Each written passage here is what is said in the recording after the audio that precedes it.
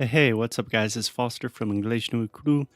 As you probably know, we are taking a quick break from recording new episodes of English no Cru Rádio because we are focusing all of our time and energy on Sound School. Sound School is our pronunciation and conversation course. It is a conversation masterclass. If you like this show and you are serious about taking your English to the next level, Sound School is the place to be. Because we work personally with each one of our students, we can only accept a limited number of students at a time. So if you're interested in really speaking more confidently, improving your accent, understanding native speakers, and all of that other cool stuff, go to inglesnocru.com to start working personally with me and Alexia. Okay, we will get on with the show after a quick word from our sponsors. Hey, Alexia. Hey, Foster.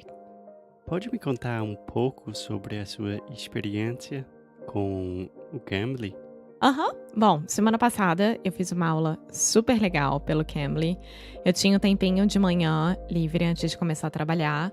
E aí eu fiz um filtro no aplicativo, escolhi uma pessoa que quisesse falar sobre viagens e escrevi e vi um artigo sobre as cidades que são melhores de se viver. E aí, fui lá e encontrei a Anna. Anna é uma britânica que mora em Manchester e faz as mesmas coisas que a gente faz, que é Trusted House Sitters, né? Então, ela já tá há 18 meses fazendo isso. Então, foi uma conversa super legal, super fácil e foi muito, muito bom encontrar uma outra pessoa que esteja fazendo a mesma coisa que nós. Então, você gostou muito, né? Eu adorei. Ainda mais de ela ter elogiado meu inglês. Ela falou que é Claro. muito bom, que eu tenho pouquíssimas coisas pra corrigir, mas de qualquer forma ela me corrigiu, o que eu achei muito bom também.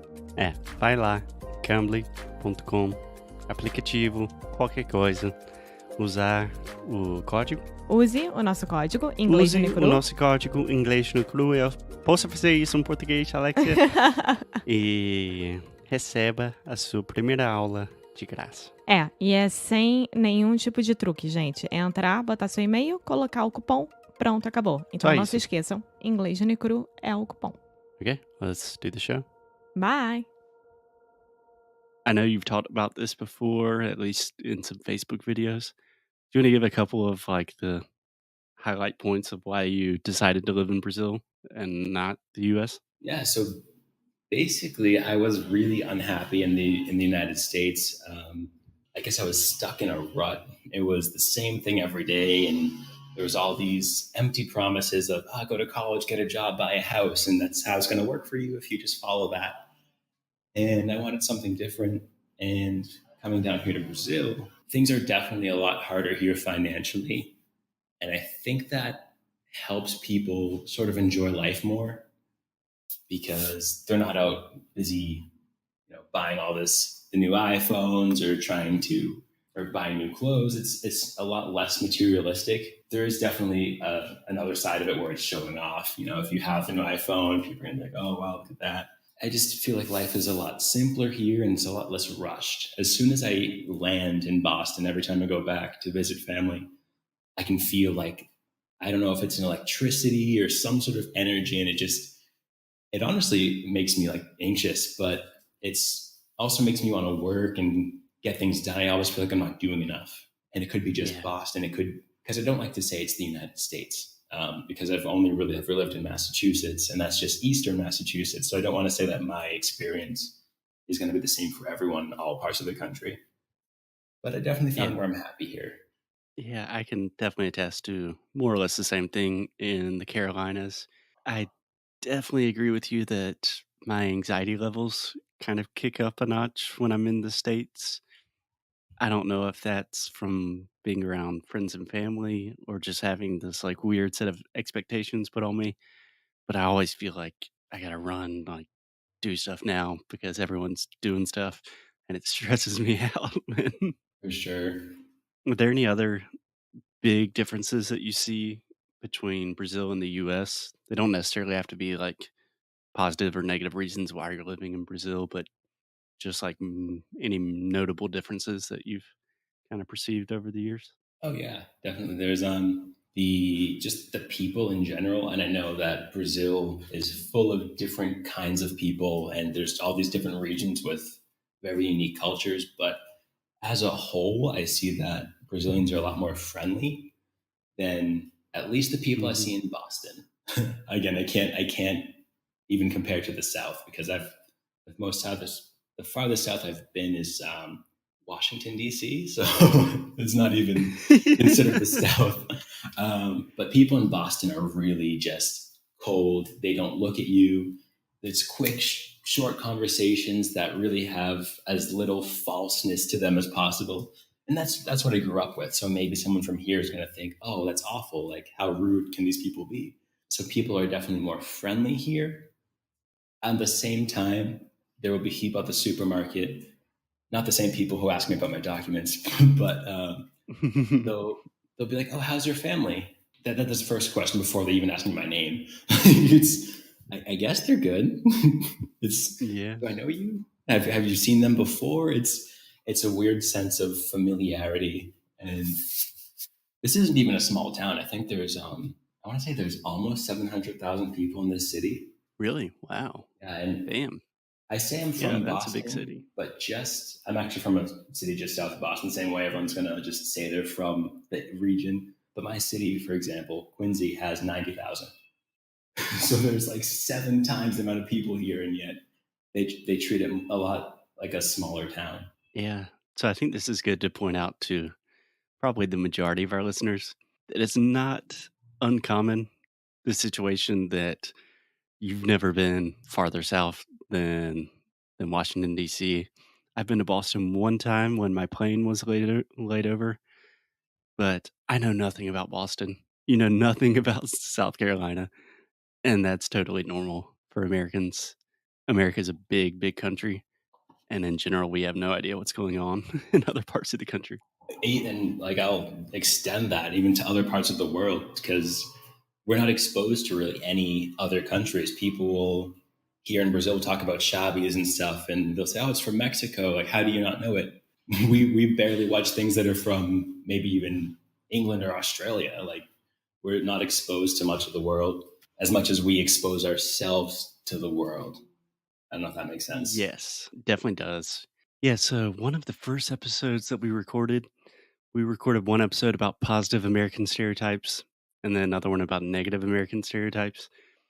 And one of the negative American stereotypes that I think is definitely true, I was trying to defend it a little bit, but I think it's true, is Americans are kind of geographically dumb.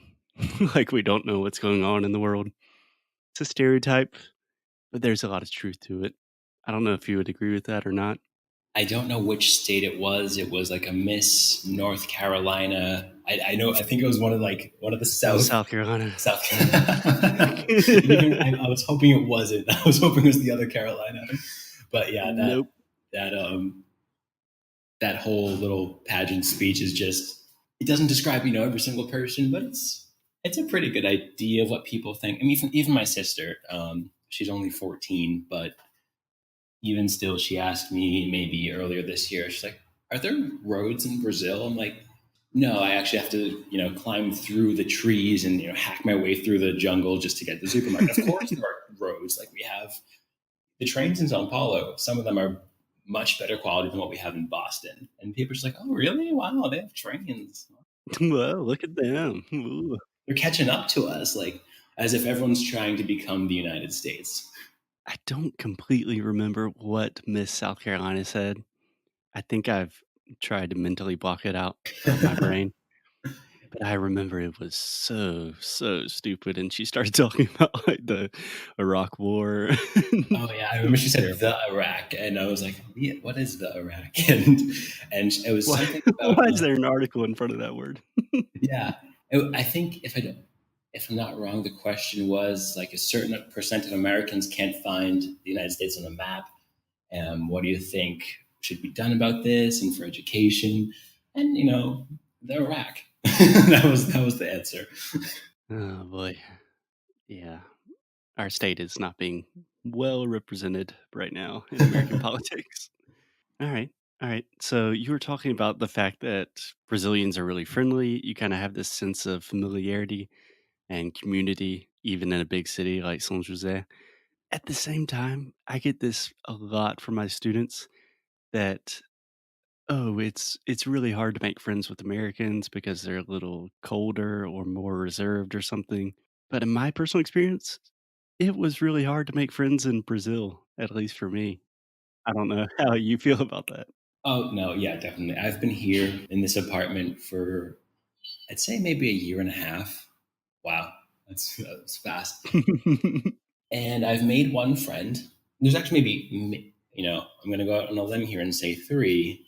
I know I sound like Mr. Popular over here. Um, Hey, slow down there.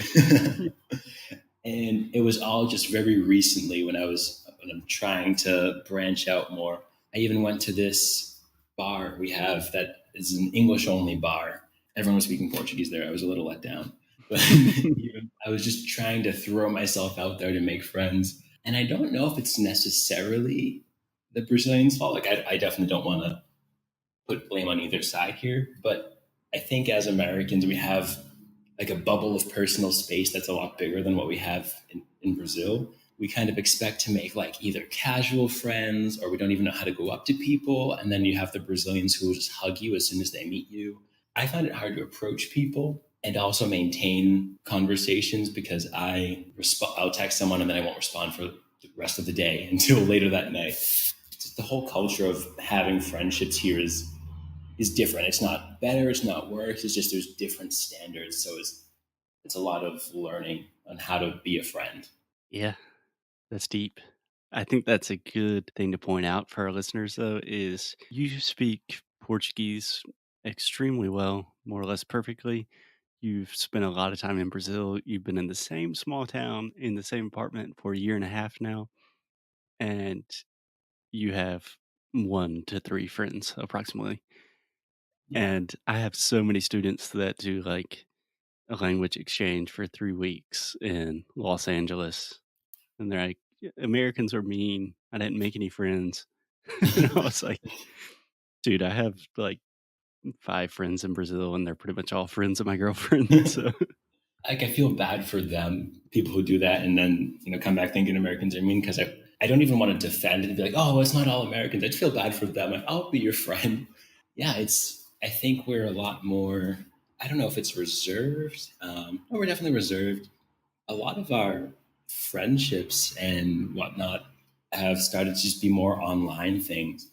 Even with me, I don't leave the house too much because of my job, and the friends I have are mostly just pen pals at this point. yeah, exactly. I think there's definitely a dynamic of the idea of friendship is different in Brazil and the US. But I think there's another thing at play that is just, it's hard to make friends when you're an adult. Like most of my friends in the US are either like childhood friends or friends that like from former workplaces that were kind of just put into my friend group. Like I did not have to actively go out and make those friendships. Definitely, even with And childhood friends, it's like a similar situation with school. exactly. I mean, honestly, I don't, off the top of my head, I can't really think of any friends of mine that I like proactively made completely outside of work or school. The only exception would probably be Alexia and her friends, but that's it. Yeah, so if anybody wants to be our friends, We are here. We have United States and Brazil represented. So thank you, thank you, thank you. Thank you so much for listening to another episode of Inglês no Cru Rádio. If you like what we do, please check us out at inglesnoicru.com, inglesnoicru.com. There you can find everything you need, all of the episodes, transcripts, blog posts, articles, resources, and new courses that we are releasing this month. Thank you for your support. Most importantly, keep up the good fight and lose well. Até já já. Ciao.